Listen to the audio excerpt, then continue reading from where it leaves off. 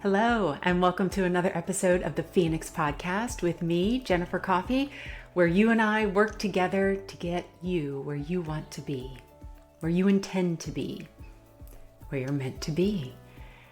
This, if I'm doing my math correctly, is number 12. It is our full dozen of Phoenix podcasts, and that's a really great feeling. I want to thank you if you have listened to all 12, if this is the first one that you're listening to.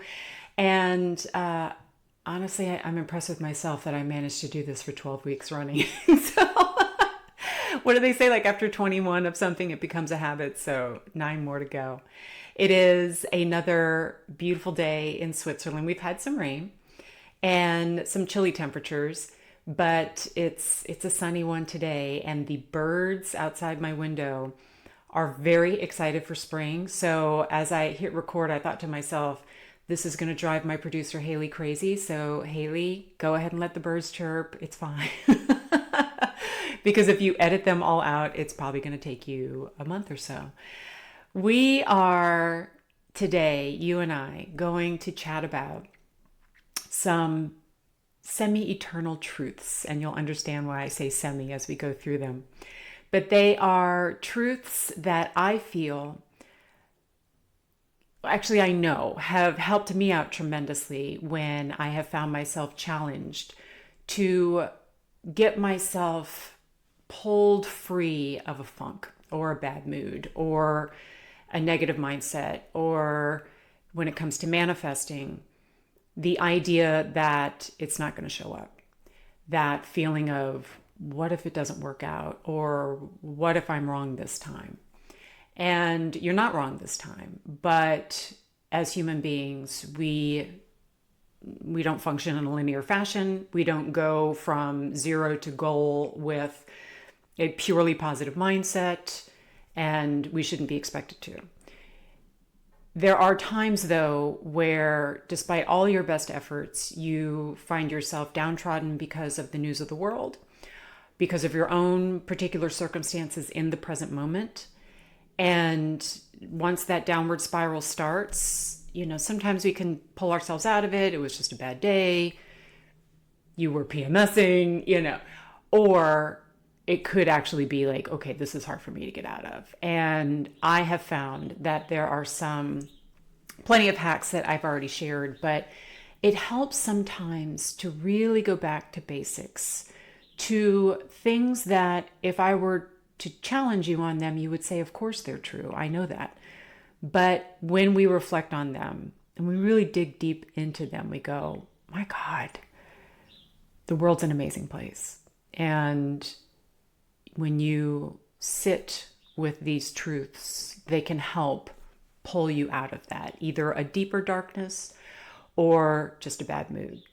Now, why do we bother focusing on this? I mean, it's always great to look at lists of things that are cute and positive, and no one's ever going to tell you that's a bad thing.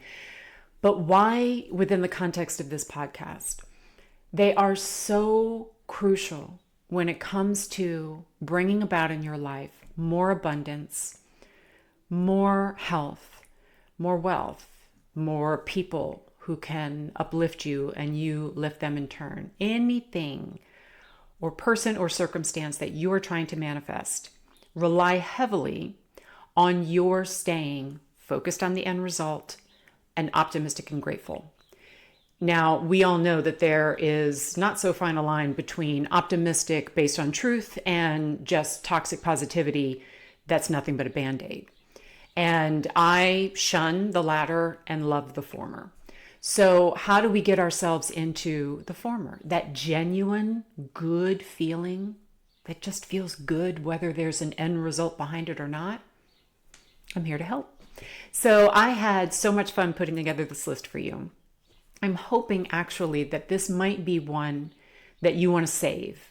This might be an episode that you listen to and, at the very least you go, oh, that's nice.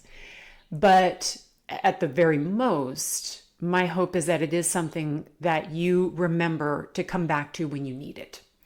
And so to that end, I do hope that you subscribe. If you are watching or listening to this on YouTube, you just hit subscribe. It's free. You will immediately see when you log into YouTube when there's a new episode, but that also makes it easier for you to go back and watch this episode over if you want to. And if you're on Spotify or Apple Podcasts, same things. If you just follow this account, then you'll have easy access anytime you want to come back to it. So we have to start with our quote. Now, this quote, I will tell you now, you're going to hear from me a lot.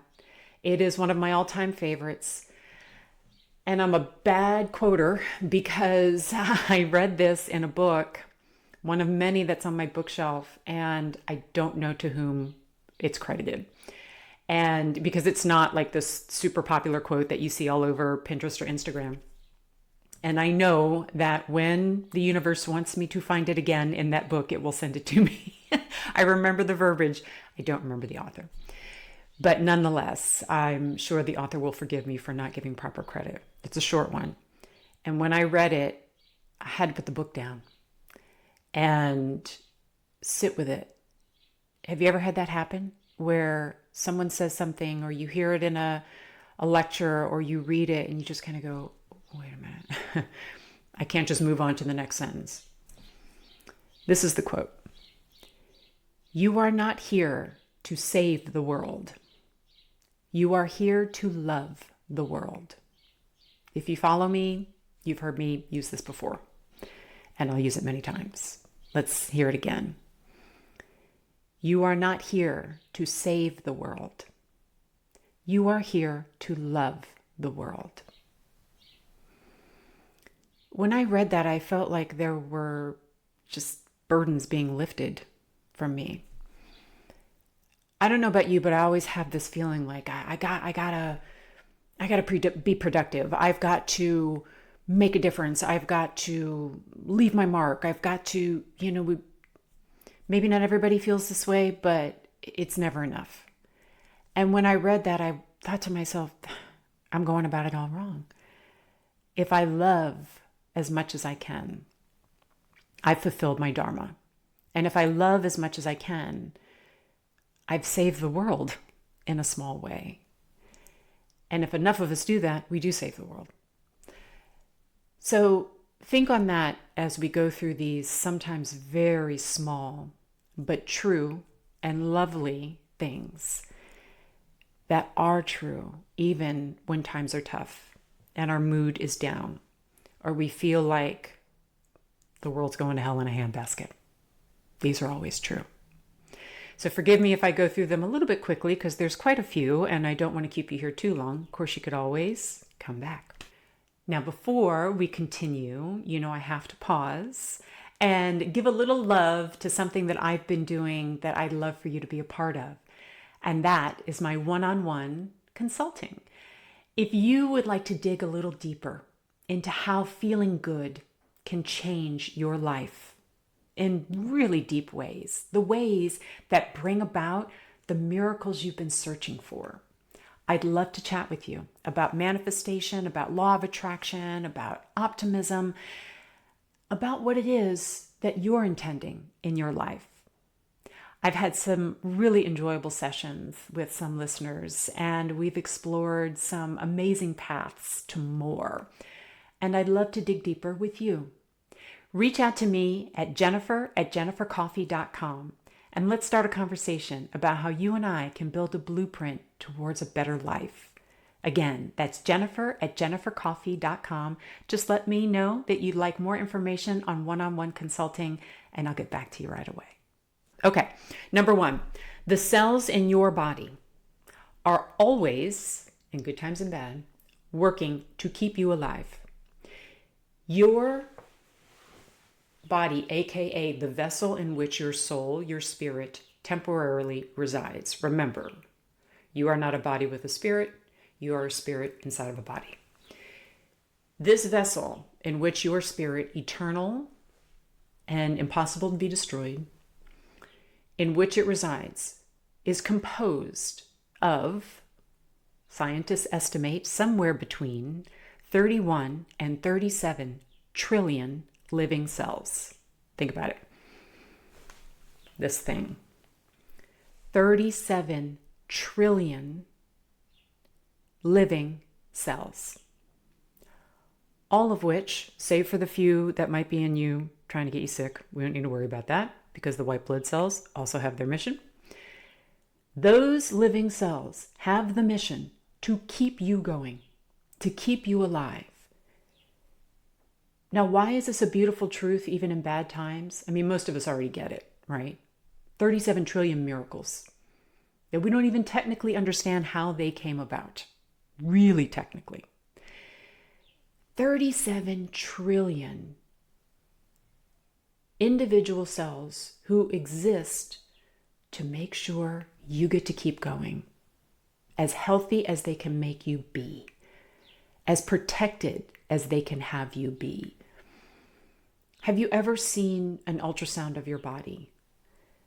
Have you ever seen an X-ray? You don't even need to know that the interior of your body, and the exterior too, is a functioning, working battalion of miracles.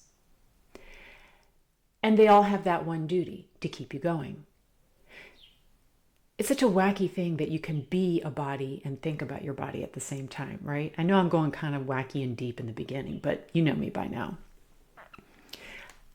That's so amazing to wrap your head around. And I've thought about this myself in times where I felt really alone. That nobody cares about me, or why am I here? And I think to that fact, I am not a singular unit. I am 37 trillion cells, all doing their best with what I give it, which often is not the very best. I need to drink more water, need to eat better. But they do everything they can. Many, many, many of them every single day, sacrificing themselves, by the way, so that new ones can be created and do their job. Your entire body is actually almost 100% recreated over a month's time. So you can keep going. And that's an amazing, beautiful thing. And don't let that information make you feel like you're supposed to be doing more with it. You're doing plenty. But the fact that those trillions of cells are going to keep on going without asking for anything to keep you alive, that's a miracle, and it's wonderful.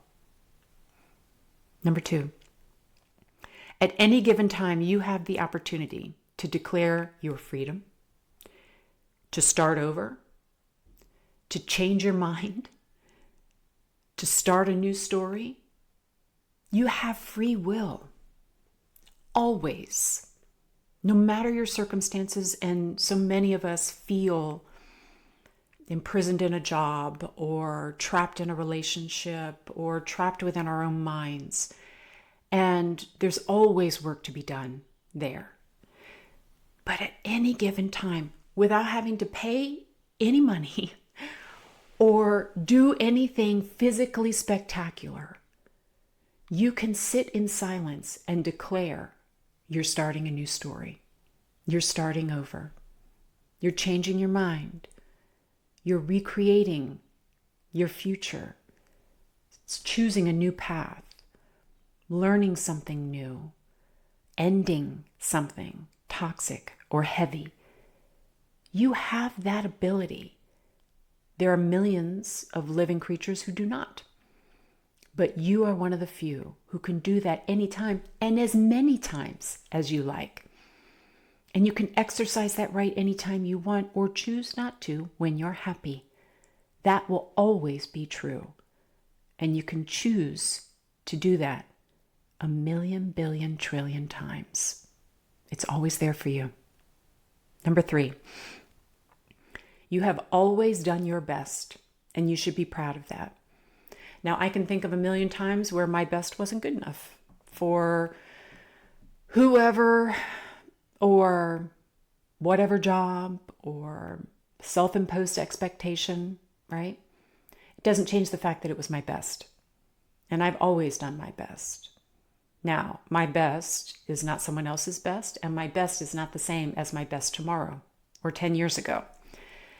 If I were to have another child today, I certainly have learned a lot from the one and only time that I raised a child, that I could probably change a few things and go, did it better this time, right? But what I did was the best that I could. And my mom and her mom and her mom did their best. I did my best in every job that I had. Sometimes I was tired. Sometimes I didn't have the right amount of information. Sometimes I was distracted. I was stressed out. But I always did my best. And there are times where I look back and go, I could have done better. It's actually not true. And it's not true for you either. What is true is that you've always done your best. And you should be proud. And maybe it didn't live up to your expectations of how you would execute a task, a career, a parenthood, a childhood. But you did your best. You're always doing your best. And you should be proud of that. That, whether you're proud of it or not, is always true. Number 4. And this kind of ties into number 5. So we'll just roll them all in together. But it came to mind actually after yesterday. I am recording this on a Tuesday, and it is the Tuesday after the passing of Pope Francis. May he rest in peace. But for every Pope Francis or Mahatma Gandhi or Mr. Rogers or Clara Barton or Jane Goodall, for every person that you can think of who gave their life to compassion and the good of others and empathy and selflessness, for every person, and if I've named a few, you can come up with 100 more. For every one of those, there are millions whom you will never hear of. I think about this a lot. I think about somewhere in the 17th century, and you can pick any century, but somewhere hundreds of years ago, there was a woman who gave birth to many children and loved those children so deeply and selflessly, and gave everything that she could to them, and took care of herself too, and her household. But she invested everything she could in raising loving, industrious, good people. And if she had 5 children, how many lives down the road did she affect? Her subsequent grandchildren and great-grandchildren. And I think of this, not fictional, because I know there are many of them, right? But I think of this person, and I'll never know her name, and I'll never know her children's names. But there are so many people like her. They're living right now, who are compassionate and empathetic and giving. And they don't have a name that will go down in history or be canonized or put their handprints in the Walk of Fame. But they are there, and they are miracles, just like these amazing people whom we honor for centuries. That will always be true, no matter for how long humans get to be around. So that ties into the next point, which is, generally speaking, and I know this might be a tough one, generally speaking, there are far more good people than bad. And every good person has weaknesses. But if we generalize enough and we think about quote unquote bad people, right? Dictators and sociopaths, and you don't need me to tell you what bad people are. But if we sat and we numbered every human being and categorized them generally as good or bad, it wouldn't even be close. There are far more good people than bad. And when you feel like we're in bad times, remember that. The news doesn't make a big deal about them unless they are a massive celebrity, well known, who has passed or done something amazing, a Nobel Prize winner. They don't make a big deal out of the good people because they can't sensationalize that, and therefore they can't sell advertising. But there are always more good people than bad. And when times feel bad, you can think about that and know that it's true. All right, number 6. I love this one. This one's inspired by a post that I saw on, one of those that circulates and evolves to a million different versions, but it's true nonetheless. Today, dozens of people will be told that their cancer is in remission, or that they will be parents for the first time after years of trying. Today, there are many people who will get that job or hear "I love you" for the first time. There's a baby somewhere who today is going to hear for the first time because of a cochlear implant. There's a species that will be pulled off of the endangered list. Someone will have their first night in their own home after months or years of homelessness. Children will be adopted out of foster care. Someone right now is seeing the ocean for the very first time. There are always beautiful moments that are happening all the time. And yes, there are bad ones too. When we think about the beautiful moments that are blossoming all around the world, and this being the only world that we know of so far with people on it, when we think about that, it means our turn's coming too. It means we've had our turns many times, but we don't need it to be our turn for it to be good news.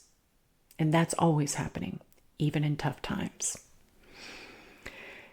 Number 7, they may not work flawlessly, but your senses, eyes, nose, mouth, ears, they give you the ability to take in millions of bits of data every minute so that you can at any time give gratitude for what is around you. My eyes don't work the way they used to, but they still work. And thank God for modern medicine that can give me the lenses that I pop in so that they do work perfectly, at least as far as my brain knows. Those senses exist, whether you have all of them or few, so that you can take in information and do with it what you see fit. And at any time, you can choose to take that information and make good use of it. Be grateful for the lights, the colors, the sounds, the music, the tastes, the smells, the sensations. You have an intake system always at work, even when you're sleeping, to take in information and make good use of it. That's always true until we pass. And we're going to talk about that passing in a bit. Number 8, there is always at least one person who has been positively affected by your existence. It changed who they are, and that is your everlasting legacy. I won't dwell too long on this one because I talked about it either last week or the week before. But you have affected people in a very positive way. It's actually more than one. But I know you can think of at least one person whose life has benefited from your existence. That, if you need it, is your legacy. Remember, you're not here to save the world. You're here to love the world. And if you have loved a single person, by the way, that can be yourself. If you have loved a single person, you have created a legacy and therefore saved the world. Okay. Number 9, we are floating on an enormous rock in an infinite universe that is potentially one of an infinite number of universes. I know that's a hard one for my brain to get around. Stars are exploding as we speak. Black holes are swirling and consuming and giving birth to more universe. It goes on and on forever. What we're experiencing right now on this rock, me on this bed in Switzerland, you sat at your desk, laying in bed, listening in your car. This isn't as big a deal as we think it is. I know it seems very dismissive to say, but in the end, when you think about the vastness of existence, and our brains can't conceive of it, there's a beautiful quote from Ode on a Grecian Urn, and it goes, "Doth tease the mind out of thought." Trying to comprehend the eternity of the universe teases the mind out of thought. You can't even think it, right? Something that big, like, that's a big deal. And we don't even know what's going on in a fraction of a fraction of a fraction of a millifraction of what's going on in the universe. There's so much going on. So I promise you, what you're worried about right now, while it feels vast and huge to you, and it's important, it's just not as important as you think it is. And it's going to be okay. And even when it's not a big deal. I promise. All right. But on the flip side of that, number 10, what a miracle it is that you are here now.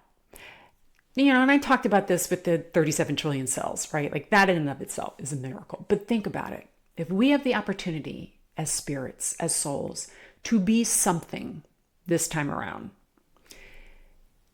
we're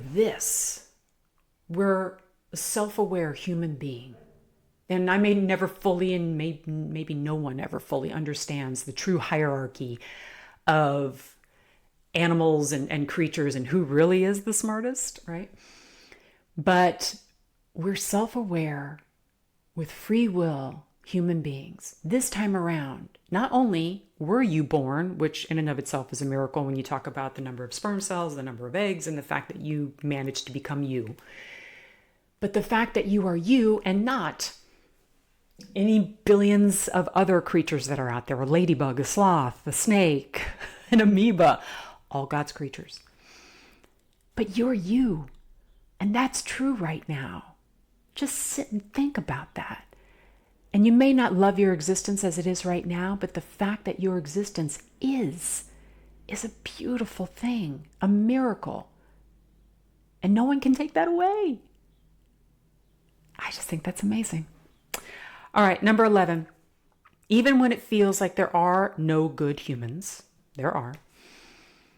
Or when you feel like no one understands or cares for you, there are always cats and dogs. Okay, so I don't have to go as crazy deep in every single one of these, right? Because sometimes it is the very simple things that are the most beautiful. But when I think about sometimes at my darkest, saddest, or lowest, I have been comforted in the past by best friends and my husband and my daughter and just beautiful people, right? But I can also think of times where I was at my lowest and my most solitary, and I was pulled from darkness by a chihuahua or a calico cat or a golden retriever, Mandy, may she rest in peace. I think about those pets. Sometimes I've just sat and watched fish in an aquarium. I've watched deer in the forest, and I contemplate their beauty and their neutrality. They just are. And when they are your pet, you are their universe. And I love that we'll always have that. I love that. And you can think, I'm sure you've read stories of people who were almost at the point of no return in their darkness, and were turned around because of that, because of a cat, because of a dog. How wonderful it is that we live in a world where we can have connection with animals, and that it can be that healing. That's always true. All right. And speaking of simple pleasures, I love writing down some of these. Simple pleasures that are unknown to so many are accessible to you. If you are listening to this or you are watching this, I already know quite a bit about your ability to access modern technology. And you may not be wealthy, beyond measure, but I at least know that you have access to a device. And if you have access to a device, then that means you and I have access to so many things that there are people, even in 2025, who will never experience. And they have their own simple pleasures too. But think about the fact that you can enjoy a hot cup of coffee or tea or cocoa. You can sit on a park bench on a beautiful day, you can hear a baby laugh.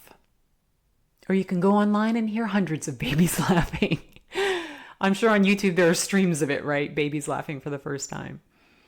You get to feel what warm towels out of the dryer feel like. You can see a rainbow.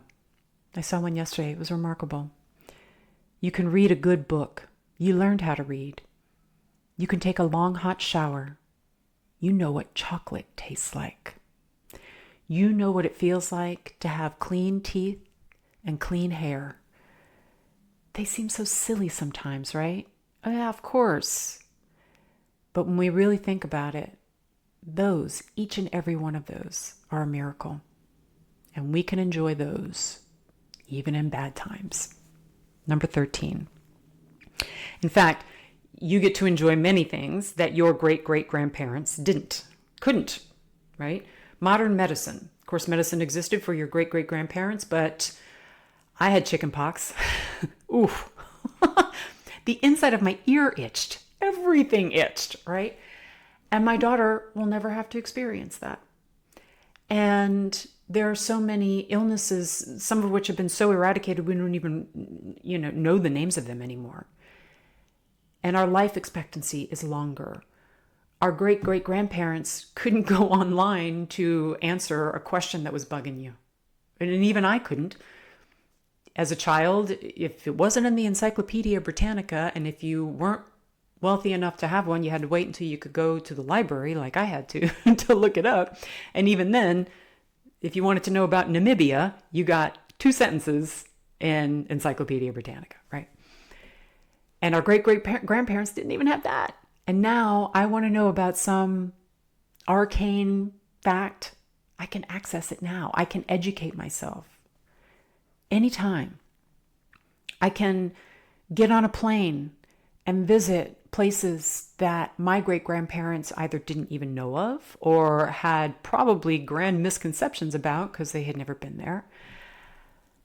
And I can experience new cultures, even new cultures in different states within the Union. And that's an amazing reality. Yeah, there's lots of bad things about modern technology too. But the fact that I have access to so many amazing things that 75 years ago didn't exist, that's pretty amazing. And it's always true. Number 14, wherever you are, whatever you've done, whatever you didn't get to do, it was meant to be. Okay. And then requires a little bit of faith, right? But I'm pretty sure if you're listening, you've got a strong one.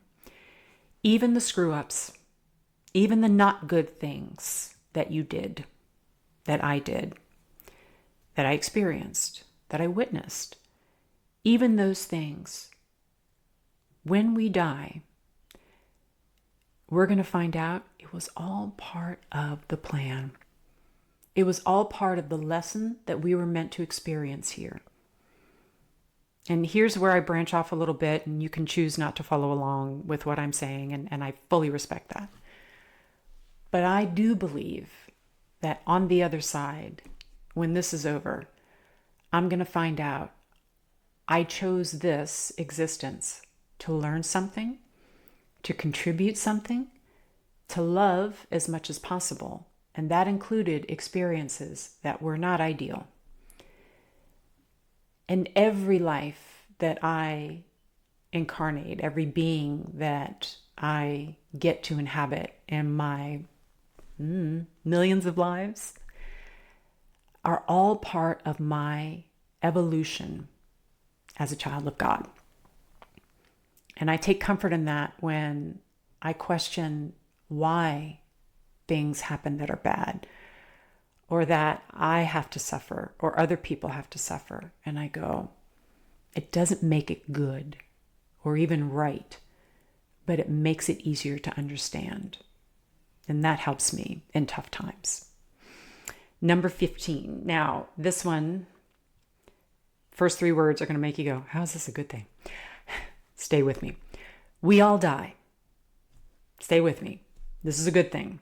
I mean, really, let's think about it. Thank goodness. I don't want to live to be 300. I don't want to be immortal, at least not in the body sense, right? Thank goodness that we're not here forever, or it would get boring. It really would, even if it's beautiful and wonderful all the time. In fact, especially if it's beautiful and wonderful all the time, it would get boring. The fact that we have this limitation in this body makes everything more special. And that impermanence of life, hopefully, we use the deathbed analogy all the time. When you're on your deathbed, is it going to matter that you got that big tax bill that one year, or that you didn't stay until 5:01 p.m. every day for 40 years in your career, or that you got that bad review at work, or that you didn't end up with that person? Is it really going to matter? And the answer is no. The fact that this is impermanent is so liberating. And of course, hopefully, makes us realize that there should be more joy and love extracted out of every day. That's always true. Number 16, even the bad feelings have a good purpose. And this one's kind of long, so I'm going to read it. Forgive me for looking down. Feeling stuck can mean you're on the precipice of an amazing transformation. Think about that. When you feel stuck in your life, it means you're on the edge of something new, because you're not going to stay stuck forever. You're on the precipice of an amazing transformation. Feeling bored can mean you're meant to be resting and learning how to be present. Americans in 2025, we have a hard time with this one, right? If you're bored, you grab your phone. If you're bored, you watch TV. If you're bored, Feeling bored can mean you're meant to be still and do nothing. Feeling bored can mean you're burned out. Feeling bored can mean you're meant to go within. It's an indicator, and it can mean something that turns into something really good. Guilt can mean that you are being pulled to forgive yourself and others. Grief can mean that you held something beautiful in your brief life that was a gift you will always cherish and that so many never have. Bad feels bad. It's true. But it can be pulling you to something good or reminding you of something good. Number 17. I'm going to move to the mic for this one because it's important. You are loved. Even if you are the most solitary person on the planet, there are people you will never meet who pray for you. Many people who pray for you. Anytime I have been prompted by a sermon or a lecture or my own thoughts to give out love, I give it out to everybody. And there are millions of people every day who send out love to the people they'll never meet. They send out thoughts and feelings of healing to people who are hurting. You are loved by these people, even if you never meet them. And you are loved by God, who's rooting for you. And me. I'm rooting for you too, even if we never meet. Number 18. We can always remind ourselves that the loudest people in the room aren't always the right ones. Okay, now this is tough sometimes, right? It can be a family member. It can be the news. It can be... Please don't watch the news. Sorry, I let that one slip. Keep informed. Please keep informed. But if you're going down the path, guys, of watching the news all the time, I implore you for your own mental health. Because that's where a lot of the loudest people in the room are, right? Okay, I'll get off that high horse. Or in meetings or anywhere, just because they speak the loudest or the longest or use the biggest words or pound their fists the hardest, it doesn't mean they're always right. You can remind yourself of that at any time. You can question the quote-unquote truth that a person is saying anytime. Me too. You can hear anything that I say and go, nah, next. And you have that ability. You can exercise it any time. That's always true. Number 19. Ooh, we're coming up on the end here. Even if we avoid natural disasters, okay, like as a species, even if humanity manages to avoid or survive, I should say, all natural disasters, if we never enter into nuclear war, if we never have a pandemic that gets really, really out of hand, if we manage to avoid climate disaster, all right, think of like all of the, the end times, the things that you see in movies, right? Even if we manage to avoid all of that, millions of years from now, we all learned this in school, the sun's going to blow up. The earth will at some point be obliterated. Humanity doesn't make it out alive in the end. We don't have to be so egocentric as to think that that's terrible. This, humanity, believe it or not, it is a phase. Think of the dinosaurs, right? And if dinosaurs were self-aware, they probably couldn't have imagined that life would evolve out of dinosaurs and into, well, birds are still there, right? And into humanity. They wouldn't have known. We don't know where this is going. And the fact that this is truly, in the grand scheme of things, just a blip is just as liberating as the conversation we had before about dying. It really is just a phase. And that's okay. In fact, it's beautiful. It gives us all permission to be silly and weird and believe the things that we want to believe and to love harder than we've ever loved before. And buy something silly because it makes us happy and watch cartoons even though we're 65. Like all the things that you go, I can't do that. I'm not going to learn how to crochet when I'm 90. Like, who cares? This is all just a phase. And why are we sitting around just like we get a million more chances? We don't know. I hope, but we don't know.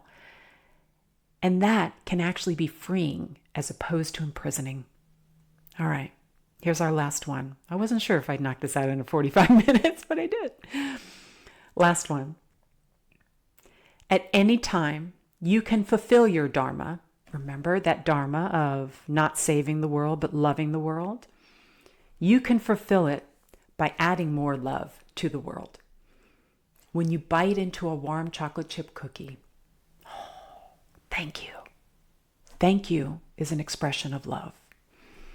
When you hear birds sing, those birds that hopefully, or my husband's watch beeping, any sound that you hear that reminds you of something. Watch beeps, it reminds me of my husband. Bird singing, reminding you of the beauty of nature. Oh, thank you. It's an expression of love. When you watch a really good show or a movie, maybe for the 10th time, thank you. When you arrive on time, thank you. When you go from freezing cold to warm and cozy, thank you. When your child breaks a fever, thank you. When a loved one has a good day, thank you. When the trash gets picked up, things we take for granted, thank you. When your headache goes away, thank you. When you wake up after a good night's sleep, don't just hit the ground running. Thank you. When it rains, thank you. These are all jackpots, my love. They're all gold pouring from the universe. And at any time, you can acknowledge the miracle of existence by saying thank you. And remember, that's one of the best prayers out there. That's always true, even in tough times. I hope that some of these made you feel good, but not in that way that is superficial or very quickly fleeting. When it's a real truth, an eternal truth, that can pull you out of a darker place. And I don't ever want you to be in a dark place, but it's hard sometimes.